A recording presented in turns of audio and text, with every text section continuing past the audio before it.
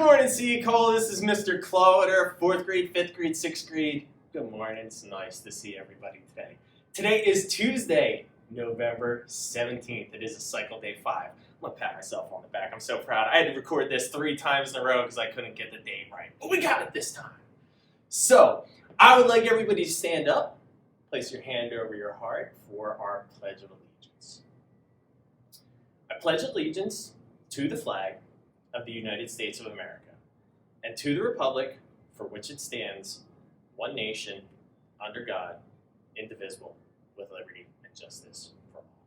Now we're going to send it over to Mr. Payne for today's weather forecast.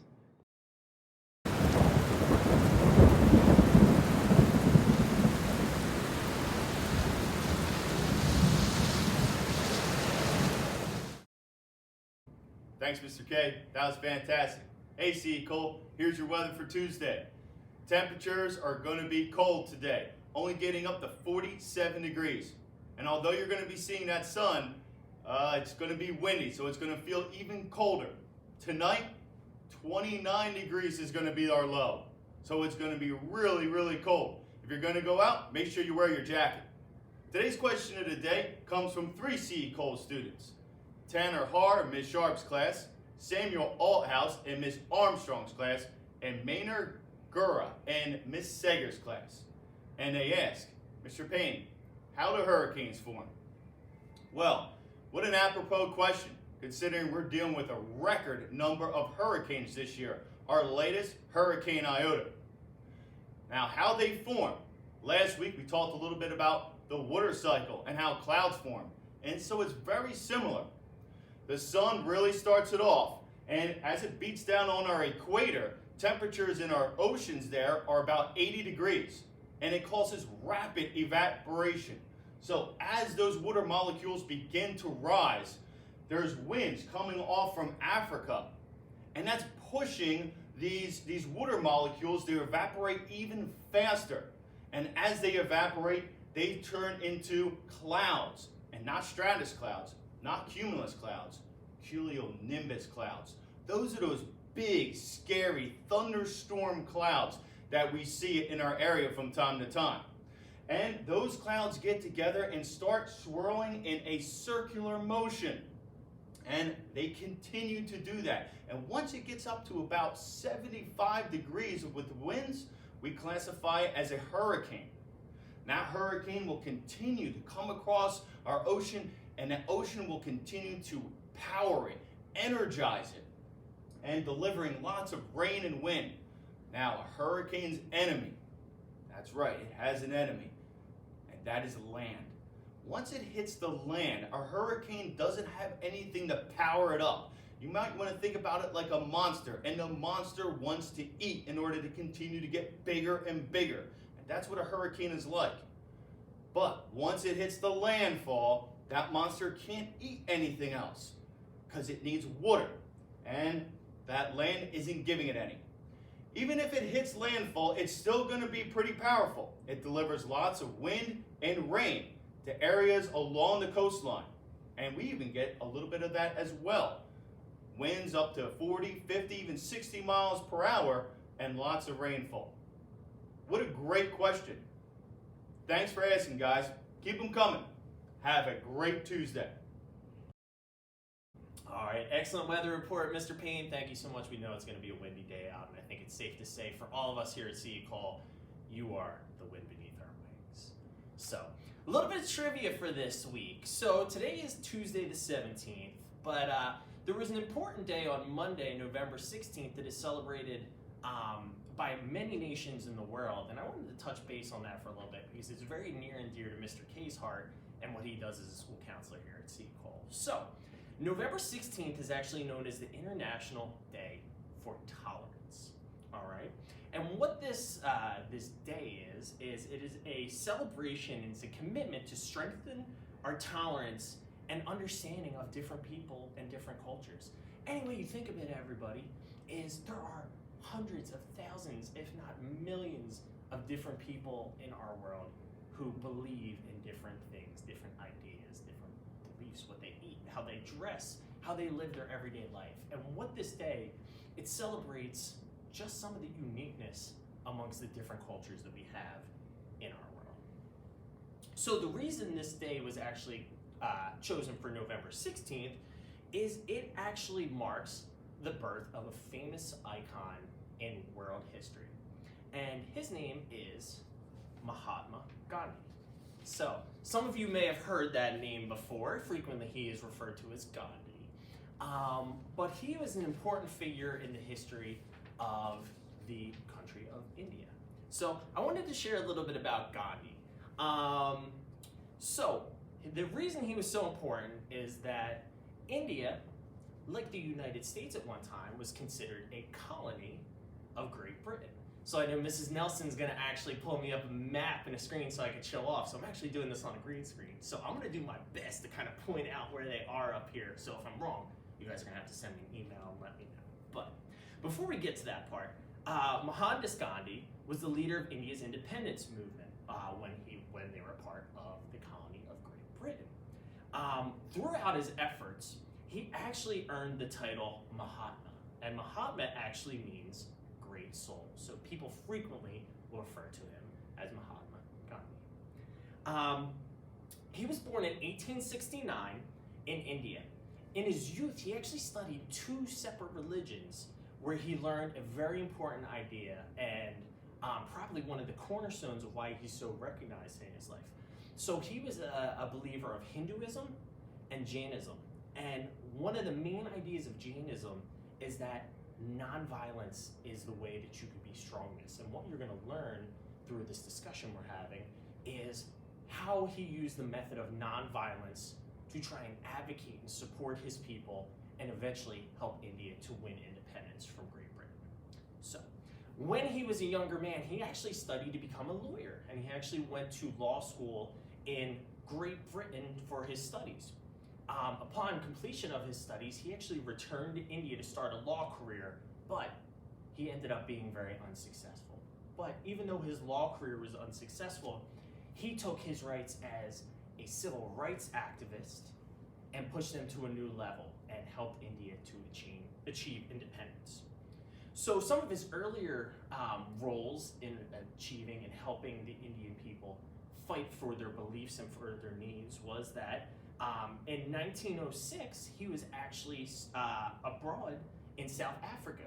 And what he recognized was that the local natives in South Africa, the native Indians from that area, were actually being treated unjustly by the British colonizers.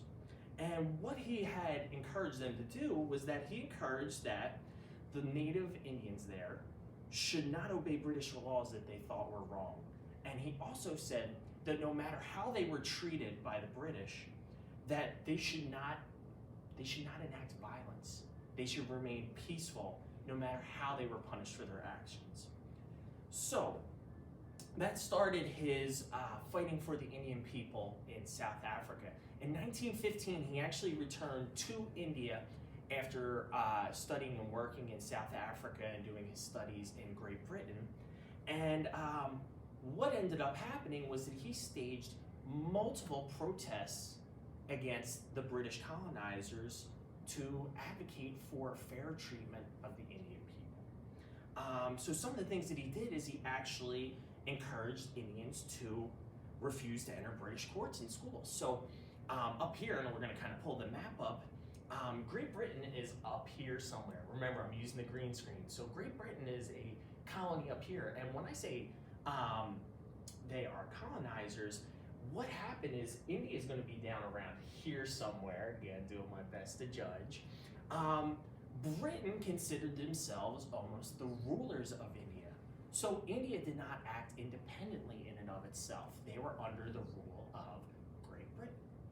So what was happening was that they were putting forth laws and taxes that were unfair to the Indian people. So one of the most famous ones that Gandhi led was that he actually he led a protest against the British taxation on salt. So in India, salt is one of the biggest things that they produce out of there. And what was happening was that the British were making so much money off of that that it was becoming unfair to the native Indian people. So what happened is he actually led them to a march to the sea, a peaceful march to the sea, to collect their own salt. And what we've seen is that throughout time, Gandhi was actually jailed for his actions on numerous occasions. And even during those times, he remained steadfast in his belief that nonviolence is one of the most important things in order to achieve change. So, what ends up happening is that in 1947, India was actually granted its independence from Great Britain. One of the issues that did stem from that, though, is India was actually broken up into two separate countries, India and Pakistan. And the main difference between those two countries is that they follow with different religious beliefs. So Gandhi, over his time being a social activist and a leader for the rights of all human beings, was even further saddened by that because he believed in the importance of all human beings, regardless of color, belief, credence, anything along those lines.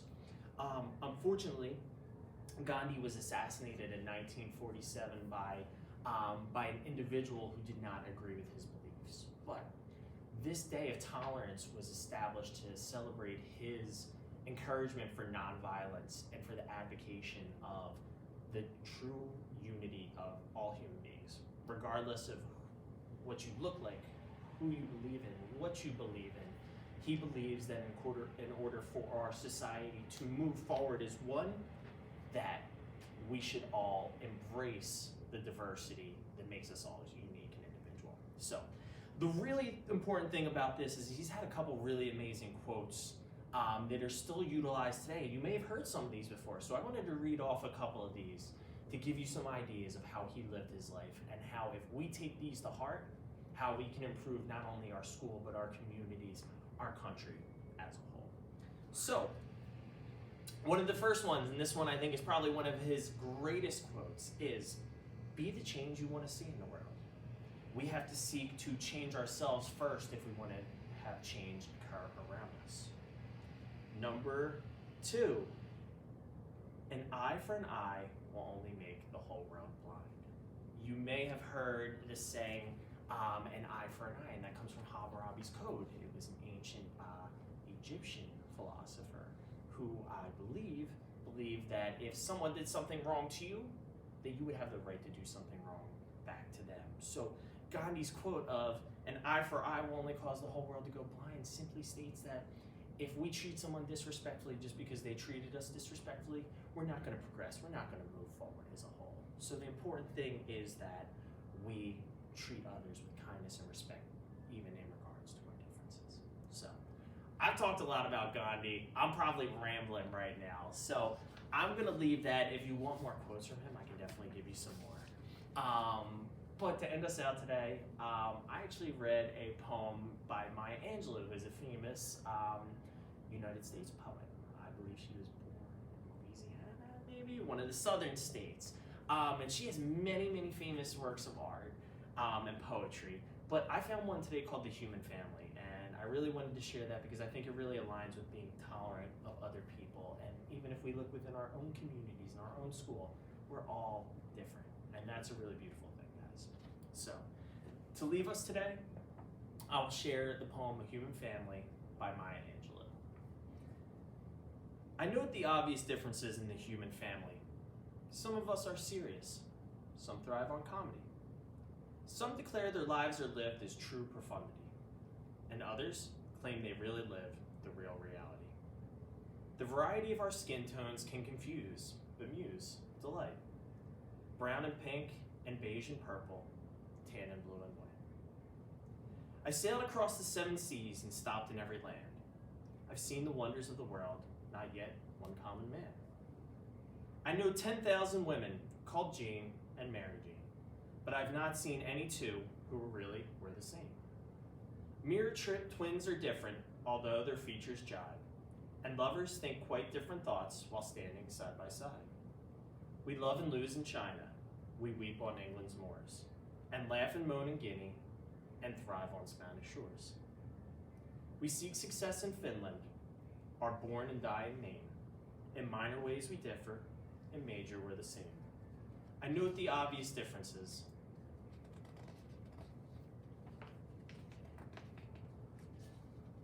between each sort and type, but we are more alike, my friends, than we are unalike. We are more alike, my friends, than we are unalike. Thank you guys very much for giving me your attention this morning. I hope you have a great day, and by the words of Mahatma Gandhi, be the change you want to see in the world. Have a great day, C. Cole, and I'll see y'all soon.